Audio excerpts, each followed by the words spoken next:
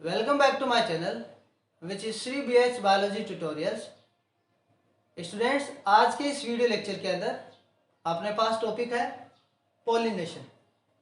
तो पॉलिनेशन को समझते हैं। देखो होता क्या है, ये एक फ्लावर है, इस फ्लावर के अंदर ये रिप्रेजेंट करा है, ये पार्ट इसका रिप्रेजेंट करा है किसको, स्टेमन को। और ये स्टेमन का एक पार्ट जिसको अपन ने क्या बोल दिया, एंथर। ये आपको पता है। ये पार्ट हो गया इसका, ये पार्ट हो गया इसका कार्पल, ठीक है। और कार्पल का ये पार्ट हो गया स्टिग्मा। जब ये फ्लावर मैच्योर होता है, एंथर जब मैच्योर होता है, तो इसके अंदर क्या होगा, ये पोलन ग्रेन्स बनते हैं। और ये पोलन ग्रेन इस एंथर से निकलकर कहां पर ट्रांसफर हो जाते हैं, इस स्टिग्मा के ऊपर। तो हम क्या बता सकते हैं, transferring of pollen grains from anther to stigma is known as pollination। Simple सी डेफिनेशन हो गई कि मेच्योर पोलन ग्रेन का मेच्योर एंथर से बायोटिक या फिर एबायोटिक फैक्टर से कहां पर पहुंचना, स्टिग्मा तक पहुंचना, क्या कहलाता है, पॉलिनेशन। ये बायोटिक और एबायोटिक मैंने क्यों बोला, एबायोटिक का मतलब या तो यहां से यहां पहुंच रहे हैं एयर के थ्रू, या फिर वाटर के थ्रू, या फिर पहुंच रहे हैं बायोटिक फैक्टर के थ्रू। मतलब कोई ऑर्गेनिज्म जो लिविंग ऑर्गेनिज्म है वो इसको यहां से लेकर यहां पर लेके जा रहा है।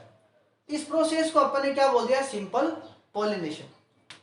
अब इसके दो टाइप हैं, एक होता है सेल्फ पॉलिनेशन और एक होता है क्रॉस पॉलिनेशन।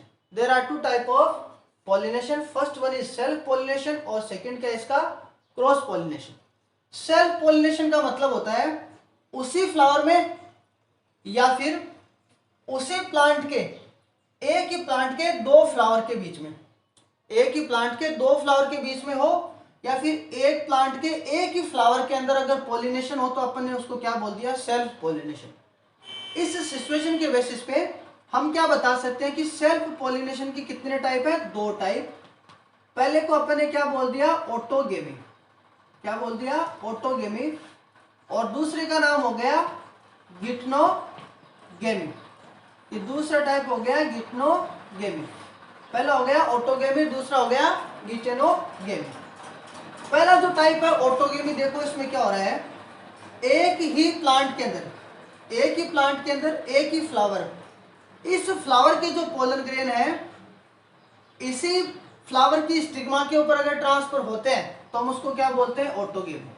सिंपल सी प्रोसेस है, transferring of pollen grain from anther to stigma of same flower is known as autogamy. Example आप क्या बताओगे इसका, एग्जाम्पल बताओगे आप पी, मटर बता सकते हो। अब हम बात करते हैं इसके दूसरे टाइप की, गिटेनोगेमी की। इसके अंदर क्या होता है, देखो एक प्लांट के अंदर दो ब्रांच है और दोनों के ऊपर अलग अलग फ्लावर है। समझ गए आप, दोनों के ऊपर फ्लावर है। अगर इस फ्लावर के पोलन ग्रेन दूसरे ब्रांच के ऊपर प्रेजेंट जो फ्लावर है उसकी स्टिग्मा के ऊपर अगर ट्रांसफर हो तो उसको क्या बोलते हैं, गिटेनोगेमी। ये आपको याद रखना है। Transferring of pollen grain from a flower to another flower of same plant, transferring of pollen grain from a flower to another flower of same plant is known as गिटेनोगेमी। तो हम सिंपली क्या बोल सकते हैं कि जेनेटिकली दोनों flower क्या है, सेम है। तो ये प्रोसेस क्या है, जेनेटिकल तो सिमिलर है ये दोनों कंडीशन, लेकिन अगर हम इकोलॉजिकली बात करें इसकी तो ये किसका टाइप है, क्रॉस पॉलिनेशन का। इकोलॉजिकली का मतलब पोलन ग्रेन एक फ्लावर के एंथर से निकलकर दूसरे फ्लावर के ऊपर पहुंच रहे हैं, दूसरे के ऊपर ट्रांसफर हो रहे हैं, इसलिए हम इकोलॉजिकली क्या बोल सकते हैं, इसको क्रॉस पॉलिनेशन बोल सकते हैं। ठीक है।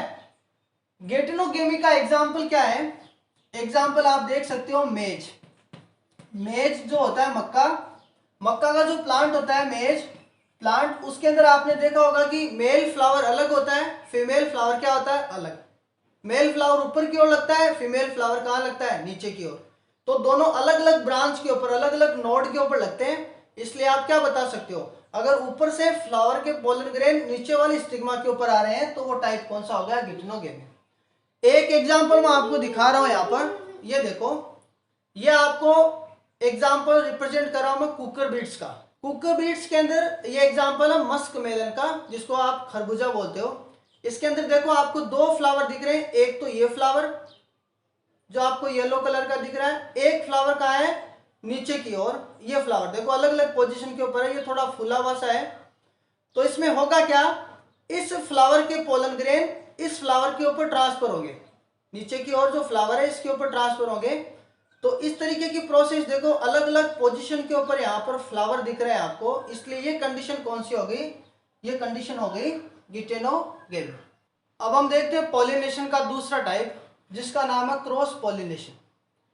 Cross pollination is also known as xenogamy. Cross pollination को हम क्या बोलते हैं, जेनोगेमी। और एक नाम और है इसका, वो है एलोगेमी। ठीक है, ये दो नाम हो गए इसके। जेनोगेमी का मतलब हो गया जो गैमेट्स हैं वो ट्रांसफर हो रहे हैं डिफरेंट प्लांट्स के ऊपर, डिफरेंट प्लांट्स की स्टिग्मा के ऊपर ट्रांसफर हो रहे हैं, तो हम उसको हम क्या बोल देंगे, क्रॉस पॉलिनेशन। तो देखो आपको ये प्लांट दिख रहा है ए, और ये प्लांट कौन सा है बी, दोनों स्पीसीज सेम है, ये आपको ध्यान रखना है, स्पीसीज दोनों की क्या है, सेम है।